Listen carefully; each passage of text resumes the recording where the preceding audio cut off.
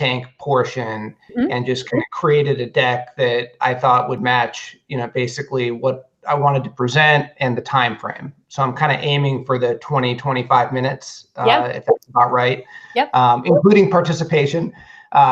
So hopefully we can stick to that. But anyway, that's how I kind of crafted this. And per your feedback last time, trying to kind of stick to more the incorporate the slides more than just the talking points. So okay.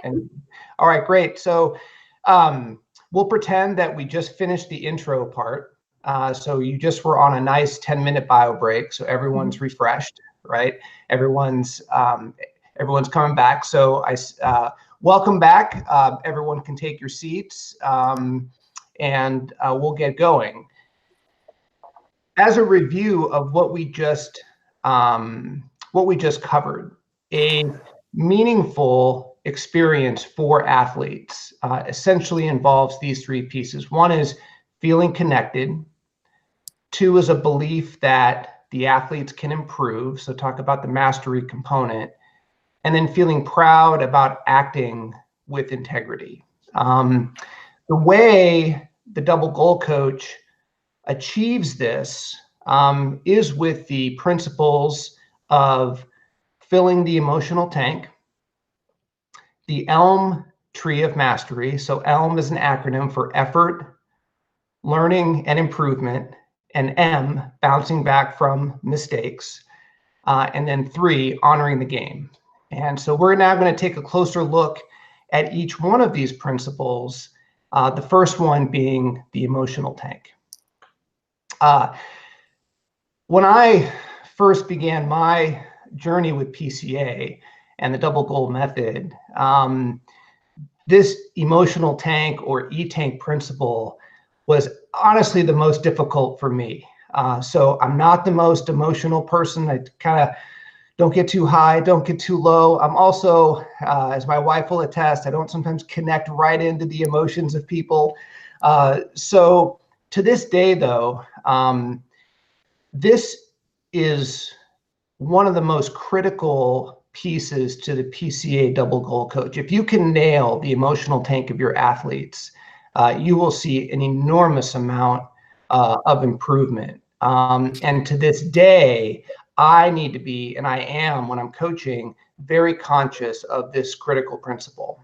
And I try not to forget, I know I'm in Silicon Valley and artificial intelligence is everywhere, but we're not all robots, okay? At least not yet, And so as we did last time, audience participation. So today, last time, Kelly, I know I had a lacrosse ball, but this time I'm actually using a baseball. When I'm in a live workshop, this will be a soft baseball. In case, we have some folks that we don't want anyone getting hurt. So I would like a volunteer in the audience to read this quote aloud, please. Who would like to do it? I'll read it. Okay, Kelly, I'm going to throw you the ball, and you need to catch the ball. Okay, all right. There we go. Great. There we go. Got it. Okay, I've learned that people will forget what you said, people will forget what you did, but people will never forget how you made them feel.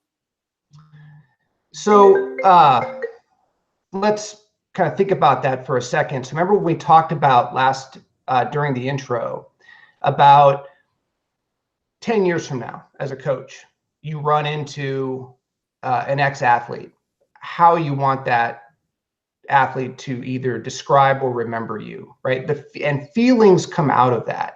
And this emotional tank is the foundation for how those athletes are going to think of you. And so this quote, I think, is a very powerful quote and speaks to the E-tank.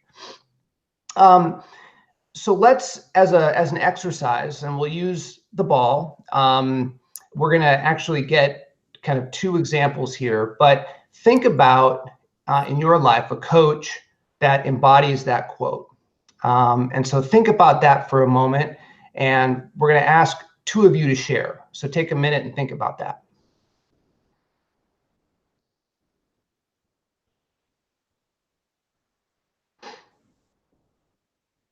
I'm not going to go the full minute here, but we'll just say a minute has passed. This is okay.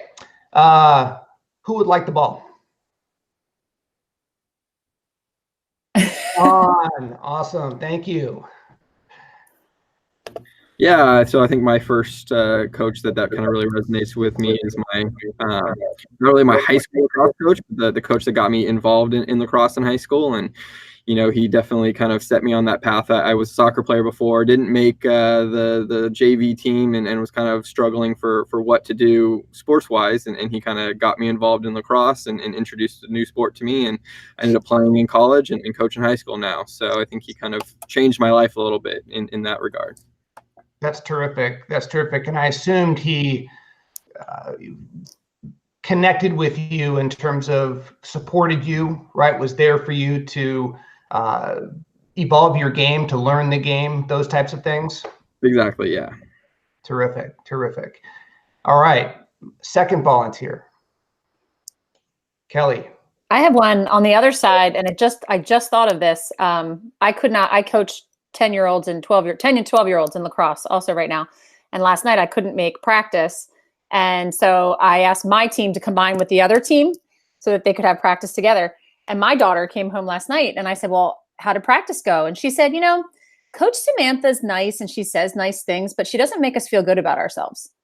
Oh, and I thought that was really interesting. And I said, what do you mean? She said, Mom, she just doesn't smile. Like she doesn't look like she wants to be there.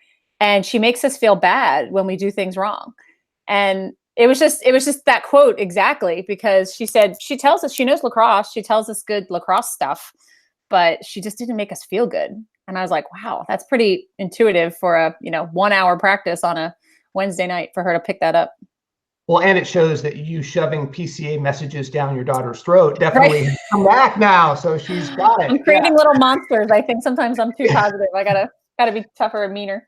Yeah, definitely. But so those are two great examples, and because I think that part of it is being an effective communicator, right? So you just kind of mentioned, Kelly, that your daughter said the person knew lacrosse but wasn't making me feel good. So how many of those good lacrosse messages were actually getting through when you're not feeling good about yourself, right? Probably not as many as the coach thinks or wants to get through. So the coach, this quote definitely resonates, and talking about how to fill these emotional tanks. So filling the emotional tank, right? So this tank filling does create an environment, as Kelly kind of just mentioned in Sean's example as well, of motivating and teaching these athletes. So I think we'll just kind of, show of hands here, but has anyone ever coached a team or a player, right, that has underperformed or doesn't really respond to coaching, right? Like, I know everything, right? Yeah, definitely. Take a moment and just think about the characteristics of that situation, of that team or that player. What does it sound like? What does it feel like? What do they say? Any examples that you have to share right now on those? I can't. I heard a lot. Oh, yeah. I heard a lot of I can't. You gotta catch the ball. You gotta catch the ball. Yeah.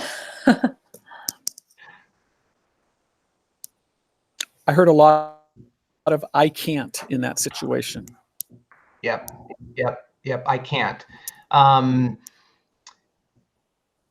Now think about the opposite, right? So a team that's overperforming, a player that is doing well. What does that sound like? What's the body language? What does it look like? So give me some examples of that scenario. Nice, Ruben, 2 in a row. Watch me go. Yeah. That's what it sounds like, It's like everything that comes, it sounds like and looks like is watch me get this done. A lot of confidence, right? A lot of confidence, a lot of eagerness. Absolutely. So those two examples, athletes with an empty tank typically are pessimistic, right? So you can see it in the body language, right? Slumped shoulders, or they're just not engaged, right? Like you mentioned, that's a great word, engaged, right? Empty tank versus a full tank and being engaged. So they're pessimistic on an empty tank. They will definitely give up more easily. And to a certain extent, they are less coachable. So Kelly, your example is a great example. I'm sure your daughter is incredibly coachable, but when someone is not filling her emotional tank, unconsciously, she's being less coachable because she's missing out on messages that the coach wants to get across. And I think that is a big piece about the tank being full or being empty. On the opposite side, right? A full tank, optimistic, better to deal with adversity. And I think that's this adversity thing, we've all seen it. Teams that are on empty, right? Or teams that are underperforming and on empty, right? That crazy combination. When adversity happens, they're almost expecting it. And then what happens? It just snowballs from there. Like the whole team thinks like, okay, we can't, something bad's going to happen this game. And then when it does, it just kind of snowballs.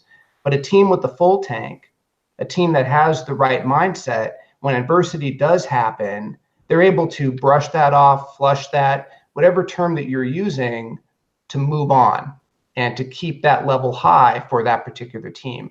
And ultimately, they are more coachable. So, okay. So we have empty tank, we have full tank. So how do we do this, right? How do we address the emotional tank? And so with this is going to be an exercise. I need one volunteer, okay, to be my basket, if you can see this, right? Okay. And so what I'm going to do, thank you, Ruben. What I'm going to do is I'm going to be a player, and I'm in some situation, maybe it's the game-winning shot. We've run a play and I'm going to miss the shot. Okay. And so it's going to create a situation. The first thing I'd like all of you to do is empty or drain my tank as a player. Okay. So Ruben, if you could make your basket. All right. Terrific. So I'm a great shot. So make sure I do miss this, by the way. So, okay. So I'm going to go and I missed the shot. Drain the tank, everybody. That was terrible. What the heck? Oh my gosh. My grandmother shoots better than you. You lost the game for us. Are you kidding me? I always find the creativity better on the draining side. So now, a couple of things on that. What was body language like for everybody? It was bad, like looking away, head down. Looking away, head down, slumped shoulders, right? So remember that. Remember those nonverbals. So put that in the back of your mind right now. And what were some of the words that were used? Were they positive words? Were they negative words? Negative. Negative words. Okay. So now let's do the opposite. Okay. So Ruben, make your basket. Thank you. That's perfect. Now, same scenario. Still going to miss the shot, but now I want you to fill my tank. Ready? Miss. Keep shooting. Way to get open. Good try. Good try. Almost there. You'll get it next time. You'll get the next one. Stay aggressive. Absolutely. And that, so first of all, as a person, forgetting as a coach, but as a person, did you feel better being negative or feel better being positive? Positive. Yeah. Positive. And just as a side note, when I first started doing Positive Coaching Alliance, being positive actually does help you, your own mindset as a coach, feel better about coaching, and after the fact as well. So we all get into the heat of the moment, right? There's all something that happens and the heat of the moment occurs. When your mindset is positive, you will find yourself when you go back and assess your performance, being positive actually is a much better mindset and puts you in a much better mood. and I think creates a much better environment. So let's go through the draining the tank. So that exercise, right? A lot of criticism, right? A lot of words that were negative. There's typically, you'll find correction in there. Do this, do that, hit the ball, make the shot, those types of things. We'll talk about how that correction really isn't correction. It's not coaching. Sometimes you'll get sarcasm, ignoring, and we talked about these nonverbals. Nonverbals are an enormous part of your communication. You are communicating all the time on the sideline with your body language. So be very aware of that. On the filling of the tank. So there was appreciation, there were positive words, right? Even the voice, the inflection was different, right? It wasn't harsh. It was trying to build up the player. And you all felt that it felt better to you. Also, I heard, be aggressive, way to be aggressive. Praise is a great way to fill someone's tank. And so long as it is truthful and also specific. And PCA with double goal coach is not saying you can't critique. That's part of coaching, right? And that's part of what you have to do. But there are ways of which you can do that are effective. So always remember, am I being effective? Is this working on the team? Is it having the results that we're looking for? So it is important to be truthful. It is important to be specific. It is also important to kind of fill the tank. Okay, so put this quote, just put a pin in this quote right now. What is the one thing most coaches can do to be more effective? All right, so we talked about being effective. What is the one thing most coaches can do to be more effective? So we're going to explore this question and come back to it, but put that in the back of your mind. So if coaching involves this emotional tank filling and draining, right? What is the correct balance, right? What do we think this ratio is? Any thoughts out there? I think it's at least 3-1. 3-1. Anybody else? 50-50? 50-50. Okay, good. Sean? 2-1. 2-1. Okay, great. So the actual number called the magic ratio is 5-1. Okay, 5-1. And it's called the magic ratio because if you can get to 5 positives for every criticism, it's called the magic ratio. This is proven by research, not just for coaching, but also for learning, so education environments, even your relationships, right? And even in the business world. In fact, I've read research where in business, it's 6-1. So it's actually going even farther to the positives than it is to the criticisms. So who here is familiar with John Wooden? John Wooden, okay. So he was an early pioneer in this combination of winning, life lessons, this positive coaching. He didn't coin the phrase, but he was definitely an early pioneer. And Coach Wooden was actually known to being 85% more positive than negative. And look at the success and the excellence that he created. So when I first saw this slide, when I was going through training myself as a double goal coach, I thought 5-1, 5? Who has time for that? I'm the only coach out here. If I do 5, I'll be here for 10 hours, given all the players that I have. Like it just takes too long. What I learned, so one is put this into practice. Your next practice, try to do this with each and every player that you want to give a criticism to. Start at least with the positive. So I heard 2-1 or 1-1. Start with that, right? And build up. But also remember, we talked about the nonverbals. Those are positives too. So as you're walking over or before you even speak, if you give a thumbs up, give a clap, that's a positive.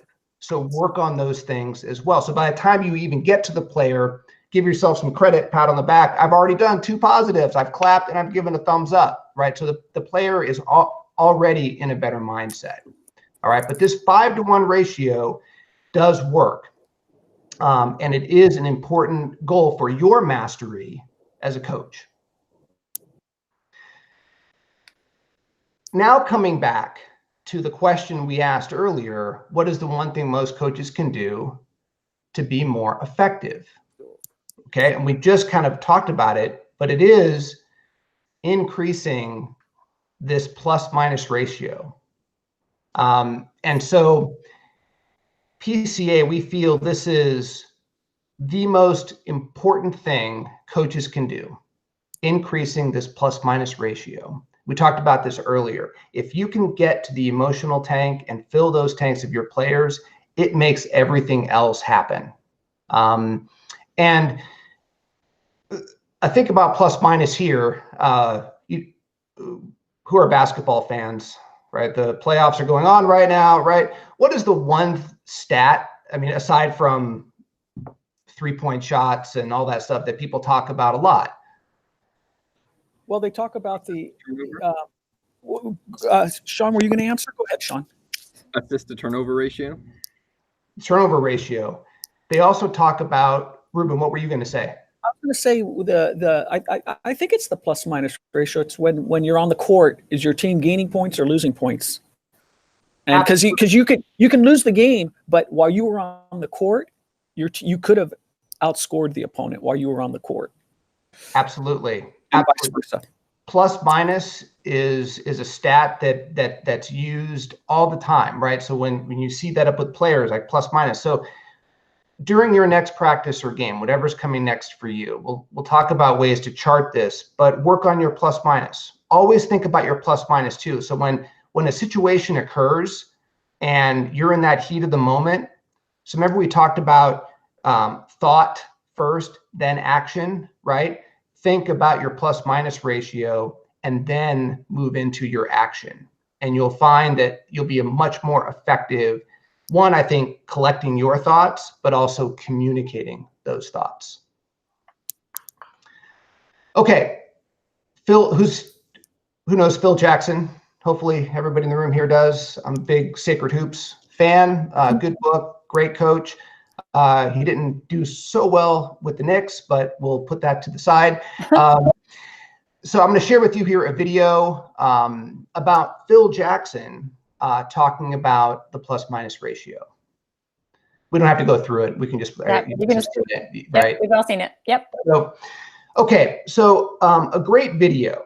And one thing that I think we can all, as athletes and coaches and competitors, can relate to is his comment that when he gets to the negative, it's like the way he describes it, an atomic bomb going off, because that's what sticks in the players' minds. And these are professional athletes, right? Making good money at the highest level, kind of waiting for that negative, and it sticks with them. And I think we know that as athletes, as coaches, as competitors, what always seems to stick in our minds? The negative, right? I can still remember a strikeout when I was 10 years old. So like, why does that stuff stick in your mind? So it does get to, how do we get this emotional tank into action? How do we get mindsets of players out of the negative? How do we get mindsets of coaches out of the negative and into this positive? So these are some tools for your emotional tank. And one of the biggest influences that we've seen on your ability to communicate is timing.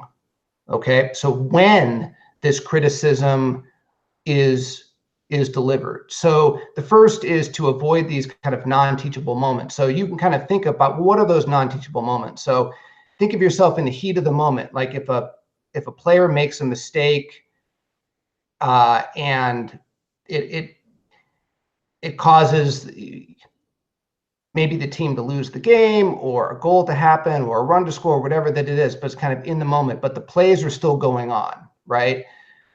And the player is probably highly emotional at that point, just like maybe you are, right? You should hopefully suppress it better, but the player is definitely emotional too. Maybe that's not the greatest time to deliver that criticism and feedback, right?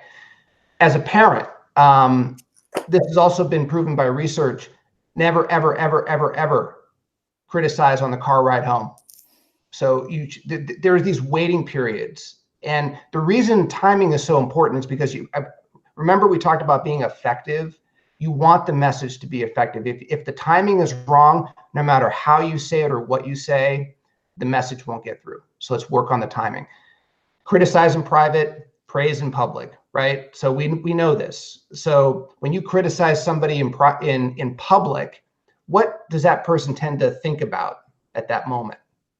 They're embarrassed. That's right. They're thinking about the embarrassment. They're not thinking about the message. So again, your goal is to be effective, right? So take these steps. The third is, and circle this one, ask permission. I've used this and I've been amazed at how well it actually gets the player to snap into the moment to receive a message. So asking permission is a big, so, hey, can I give you some feedback on your hitting? Yes, great. You're engaged and it's incredibly effective. Using if-then statement. So if you get your foot down faster during the swing, your bat speed will improve. What you're doing there is explaining the coaching, right? If you do this, then this will happen. And it becomes a more digestible, more understandable coaching technique. Who here has heard of the criticism sandwich? Okay, right? So positive, criticism, positive, right? Maybe paying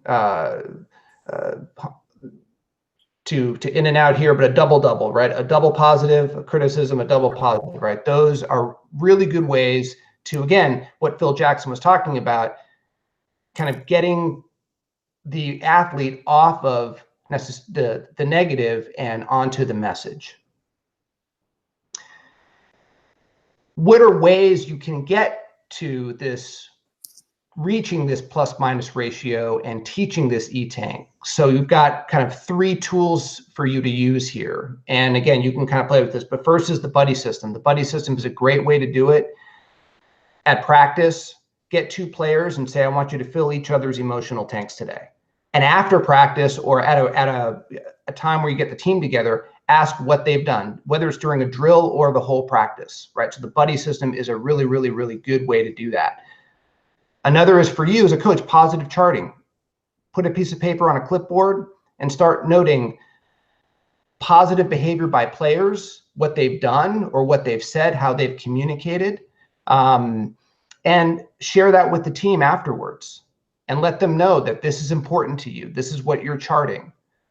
And the third is a winner circle. I think most people here have done winner circles in the past, correct? I've heard kind of a lot of people may be doing those. But winner circle is after a game. It's a great time to get everyone together and talk about how,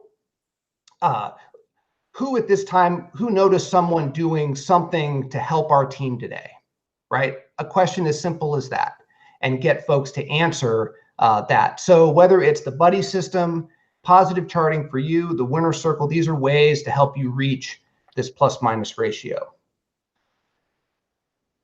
This is my favorite video for E-Tank. Steve Kerr with Steph Curry. This was unscripted. It's on the sideline. And rather than have you, I don't know if you guys have seen this video. I think you guys have, but I'll just go. It's my favorite moment because you have a superstar in Steph Curry who's struggling with his shooting during the game, and you have a coach unscripted basically telling him about his plus minus ratio. Even though his shooting is not doing well, his plus minus ratio is doing well. And what he did in that moment is he increased his own emotional tank plus minus ratio with Steph Curry. And it's a great video. Let's take a 10-minute break and we will start the next section. All right. Thanks, Jeff.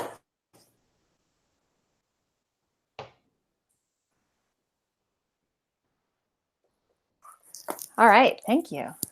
First comment, this is so silly, but my first workshop I ever did, I gave them a break, and it took way longer than I thought to get them back. So ever since then, I do not give them breaks anymore. Yeah. I always say, if you want to get up and go to the bathroom or stretch or you need to make a phone call, just excuse yourself and go head out. But I find if you take a break, it's so hard to get them back. So I find a lot of times in my workshops, I'll mix up a lot. Like I'll do one exercise, and if I feel like they've been sitting for a little bit, we'll do the next exercise. We'll get up, we'll move around the room, we'll find a partner, we'll do something. And they don't need a break then if we're keeping them engaged. So just a little tip for that. Cause I actually saw a trainer one time. I went to the workshop and she's like, let's take a 5-minute break. And I'm like, oh, and like 12 minutes later, they finally were coming back into the room. Absolutely. So I always want to mention that now. Absolutely. Yeah. So how did you feel going through that? We went about 30 minutes for that. Went about 30 minutes. So so I think the time I definitely have to work on, and we actually didn't go through the Phil Jackson video, right? That wasn't played. So that's another couple of minutes there. The Steve Kerr video, that's another couple of minutes there. I just have to, I think, tighten up on the language, and maybe not. Well, maybe ask you, how did you feel the participation level was? Actually, I'm gonna get to that too. The reason I was asking, and I'm gonna let Sean and Ruben give some input on that because they were participating also. I did look back at my notes for last time, and pacing was one of the things that we talked about too. Because when you do one section, it seems like, okay, the pace is great. But when you're going through, the intro and then 3 different sections of the workshop, pacing is really important. Definitely. So pacing not necessarily meaning, speed up, but I think in your case too, you could speed up some sections, you could slow down some sections, vary your voice, vary your tone, keep the pace varied, but also be sure that you want to get more out of the coaches than they get from you. And that can actually keep the pace going a little bit more because they're getting ahead of you. So I'm going to stop talking for a second. I would love to get some feedback from Sean first, and then I'll pass it over to Ruben since you haven't seen Jeff before. Yeah, so I definitely liked your story about the emotional tank. Kind of resonated with me for sure because that's exactly how I am. As a coach, I don't get too high, don't get too low. So that connected with me. I really liked how you mentioned the nonverbals. I think that's something that a lot of coaches don't always understand when we talk about the 5-to-1 ratio, and we don't always do as good a job as we can telling coaches that smiling at kids, giving them a thumbs up, giving them a pound, that is a great nonverbal. And so when coaches hear that 5-to-1 and when we don't go into detail that those are included, I think it does seem a little daunting. So I really liked how you kind of went into detail on that. And then I really liked, the Steve Kerr video. I don't know if that's a standard that we use now, but obviously in the Bay Area, that's going to resonate with a lot of people here. The one thing you might want to mention is that Steve Kerr is on our national advisory board. So as you're kind of leading that in, bringing into the fact that Steve Kerr is a part of the organization, he believes in us, and obviously it's helped them win 3, hopefully 4 championships coming up this year. So that's what I had. Thank you. Thanks, Sean. Ruben? Yeah, I wanted to start, Jeff. Since I wasn't on your first audition, did you have any particular point of emphasis in terms of this time around that you were trying to accomplish or do differently or more or less of? Or I definitely wanted to be more organized. I think the last time I was, I wasn't using the slides as the guide. I was just kind of going off on the messaging and kind of trying not to talk to the slide, but kind of know the content. And what I ended up doing was going too far on the other side. And so this time I wanted to, make sure there was an organization to and a cadence with the slide kind of format. Yeah. Well, you know what? It's interesting because I wrote down, I thought your content, your flow, your script, your transitions, it felt very organized to me. So I think you really accomplished that. I think you really accomplished that. And I think that I do think that your command of the content is very strong, very strong. In terms of fine-tuning content, one point that I think you can clear up in a stronger way is the magic ratio and the idea of 5-to-1 that we're talking about global and over time. It's very easy for coaches to think when we say 5-to-1 that every time they talk to a player, interact with a player, it's supposed to be 5-to-1, and that's not what we're trying to say, And so I think you have to. And that's what I thought. So the first practice I tried that, I was doing 5-to-1 to everybody, and I ended up like an hour talking to everybody, and everyone was like goofing around on the sideline because I was talking to everybody. So yeah. So it's one point that I try to be, and I encourage people to be very explicit with, and even to say, here's what we don't mean. So you asked about how was the level of participation, and I'm sure Kelly's going to give you feedback. I found myself wanting more. Participation. I felt like I wanted more of the group's voices in the room, and what you said. Whenever you were talking, it was accurate. It was good. It was helpful. But I felt I wanted less of your voice and more of the participant's voice. And by the way. Here I go, Kelly. The A word, the AU word. You know what I'm referring to, Jeff? The AU word, the AUD word, the AUDIENCE word.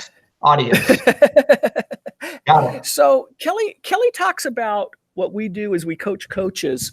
When you show up at the practice, do you think of your players as your audience?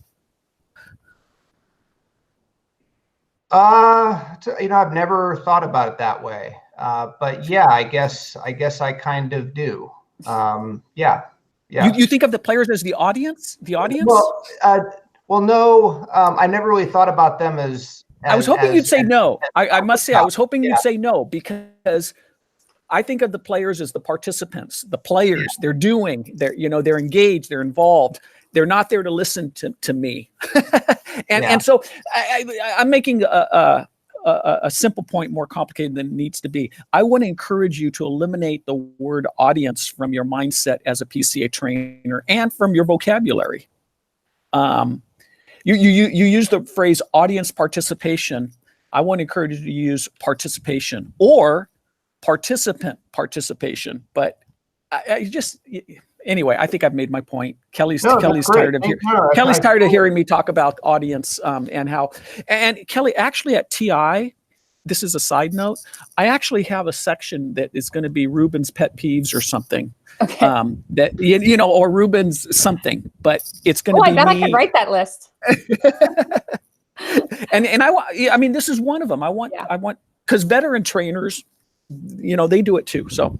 No, I think that's great, because it also, one point that is made a lot is this is a workshop, not a lecture. Mm-hmm. And so I think that using terms like workshop, participants, I think sets the mindset to a much different place than lecture, mm-hmm. audience, that kind of, those types of words. So that's great feedback. Thank you. You said it better and more clearly and much more succinctly than I did. So I appreciate that. I appreciate that. And then Kelly, before I turn it over to you, I think faster pace in general. In general, less is more. In some ways, and I've heard Jim Thompson say this. And Jim Thompson says that he thinks he can teach people about the concept of an emotional tank in 60 seconds or less. The concept. Now, getting them ideas to implement it and tools and giving them actual practice at it, of course, that's going to take more than 60 seconds. But he thinks most people, he can get them to understand the gist of the principle in 60 seconds or less. And so as you look at that section, if you were to spend, which slides do you want to spend most of your time on? I know Kelly's answer. I know Kelly's answers, and what do you think, Jeff, Kelly would say? If I asked Kelly, where do you want the trainers to spend most of their time? Which slide? If you were to pick one slide, where do you think she wants you to spend most of your time? I'll give you a clue. It comes towards the end of your section. I was going to say well, you said, I was going to say the 5-to-1 ratio, but that's not Kelly. Kelly, go ahead and answer. Where do you want him to spend most of his time? The tools. Kelly? Tools. Yeah. Yeah. The tools. The tools. Okay. Yeah. So just to piggyback on that, Jeff, because I'm type A kind of a person. If you're talking, okay, thanks, Ruben. If you're talking about the principle of emotional tank, and you've got the concept portion, which is the Maya Angelou quote, and what is it draining, and what is emptying, and what is the 5-to-1 ratio, like all of this, like what is this? What does this mean? How does this relate to you part? You spent 22 minutes on that part. And then when it came to the tools section, there was, I guess it yeah, because I was running out of time, which was right. what was happening. So exactly. It's about 6 minutes on the tools, and 22 minutes on the concept. And when you got to the 6 minutes on the tools, I wasn't engaged. Right. So, I'm sitting here, as Ruben said, everything you said was clear, concise. It was, you're a very clear communicator. There's no question about it. You know the content. My question is, I'm sitting there in your workshop. I've never coached before. I'm coaching soccer for the first time. I've got 8-year-olds, and I don't even know what kind of an if-then statement I would use in soccer. I don't even know what to put as a positive criticism and then a negative criticism and then a positive criticism. I don't even know what I'm asking them permission to do. So if I'm not actually engaging with those tools at this workshop, I'm going to walk out the door and go, okay, well, Jeff's probably a pretty good coach, but I have no idea how I'm going to do this with my players. However, would you put the toolkit earlier in the presentation? No. Okay. Because I want him to understand the concept. Yeah. But, as Ruben said, if Jim Thompson could do it in 60 seconds, I can probably do it in about 7 minutes. Right. Not taking away the engagement, but just realizing that the coaches want concrete. We give them a lot of concept. They want concrete. They want to walk out the door and say, okay, I'm armed. I'm ready. When I go to practice tomorrow, I've got actual physical things I'm going to be doing with my players. That's how I'm going to get better. The concept of emotional tank, as Ruben said, it's not a hard concept. None of them really are. So I don't think we need to sell it, for lack of a better word, for too long. And I agree with you. There are a lot of slides. Last time, Ruben and Sean weren't on this, but Jeff did a great talk about the introduction, but there wasn't structure to it because he did. And Ruben and Sean know me. I'm not the person that will tell you to stay married to the slides ever. But it needed a little bit more structure because it was kind of all over the place. So asking Jeff to stick more to the structure of the slides, I think you did that, Jeff. And I think you did a nice job with that. I would challenge you to work on your pacing and really think about bringing the coaches to the forefront. Yeah. Like at the end of that, do you really know where my needs are? Do you even know what challenges Ruben has? How many kids on Sean's team come with an empty tank or a full tank? And how has he handled that in the past? You've got Sean to talk about his, coaches that he had that might have filled or drained his tanks, but he's coaching other little people right now. So we want you to bring the coaches to the forefront. We are solving the coaches' problems in this workshop. And if we don't know what the problems are, we don't know how to solve them. So that would be my encouragement for you. All the other stuff you did was great.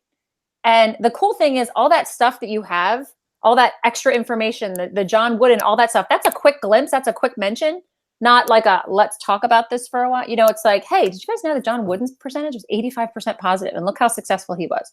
Boom, move on. Yeah. Because at the end of the workshop or at the end of the section, when they ask questions, that's where your wisdom is going to come in handy. Yeah. But if they're not asking and we're telling them too much, Yeah. It's a lot. Yeah. It's a lot. Great. So Yeah, that's great. That's great. Yeah. Very helpful. Yeah, I think that's absolutely correct. Because I remember being in the class, and I was actually looking for very tangible what to do at my next practice, Yep. right? Like, how do I do this? And then, so I think more of that is better.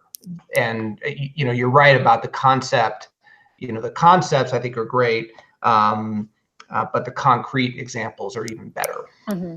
And I'll say from my standpoint, like that's, for lack of a better word, a huge selling point for PCA is we want to get leagues to understand, like, your coaches will leave that workshop with stuff they're able to use the next day in practice. And that's the whole, where if we do focus so much on the concept, I've been in workshops where we've done that and they'll leave and they're like, well, that was nice, but am I really a better coach because of it? Versus when they can leave with 5 or 6 things they can take and do with them at the next practice. Those leagues are on the phone with me the next day. Let's do more. So. Yeah. Yeah. Yeah. And even a simple example, Jeff, the last slide, the tools that can help you reach the positive, the 5-to-1 ratio, buddy system, positive charting, winner's circle. How can you actually put the coaches in the workshop in a winner's circle at your workshop? How can you do that? And definitely make time for that. And I think that what I'm going to do with my slides is I'm going to organize them by kind of concept versus examples. And so make sure that I'm also recognizing that with the slide, to have more of the examples, more time for that. Because I do also, and I think you guys mentioned this, I'm so conscious of time, right? Because everyone's there. It is almost 2 hours, but you're right. Like, if I go over just 10 minutes on one section times 3 or 4, including introduction, and we're rushing at the end, right? And that right there is almost worse than just not getting to the content at all. Right. So yeah. Jeff, we don't want honoring the game to be a 30-second principle. I like what you're doing with, because not all slides are created equal, and that's what you're saying. Concept slides, and I'd encourage you to separate them instead of concept example, concept tools. Concept tool, and maybe that's what you mean by examples. But that's and I think in this section there were two primary slides that were tools. Although the 5-to-1 ratio is kind of a tool slide too. And that's one where you said you'd spend some time on. So, but the two main tool slides are in your deck are 14 and 15. Yeah. So the last thing too, when it comes to time, is unfortunately we don't always even get 2 hours. Yeah. So having the ability to shorten the whole thing to 90 minutes, or in some cases even 60 minutes, is key, because we only get what the partners are willing to give us, and sometimes all we get is 60 minutes. So. Yeah. And you'll know that though ahead of time, right? Yes. Most of the time you will. We have been surprised before. We'll show up and I think they're like, oh no, you guys only have 60 minutes, and the trainer's like, well, I planned for 2 hours, and so you kind of on the fly cut things or shorten things, and yeah. Well, I think what I'll do too is because I do want to organize things a little bit. I probably will have my 60-minute version and my 90-minute version and my 2-hour version, right? To make sure kind of we hit things with participation and with the tools. They'll have partners that will be like, hey, we really want to focus on this topic or this aspect of PCA, especially in the Bay Area, because people know us and have done it for so long that they really will say, we really like this portion, but you guys don't focus so much on the on of the game. And we obviously want to cover everything equally, but there are some cases where we have to kind of secede to what their wishes are. So, and that's what makes the pre-meeting so important, right? And so critical to how you kind of tune your presentation or go in with a particular point of view. So, and we try and provide you with as much information as possible going into that meeting. But even then, sometimes I've been surprised where the trainer will call me after and like, Sean, what's going on here? And I'm like, that's not what they told me, right? Sometimes it's 6 months from when we have a plan versus when they actually conduct the workshop. So things change during that 6 months. Cool. This is great. Very helpful. Good. So Jeff, as I said, we're confident that you know the content. We're confident that you can, do a nice job as a trainer. I would like to ask you, the next step is usually to get you out to co-facilitate at a live workshop, part of the workshop. So maybe you would do 1 or 2 principles, or if you feel more comfortable and you want to go over it again with me on this format, just to get your timing down and get your examples down, I'd be happy to do that with you again. So I'm going to leave the ball in your court if that's okay with Sean and Ruben, because I really feel like, you know what you need best to get better. Yeah. So whichever you feel would be more helpful.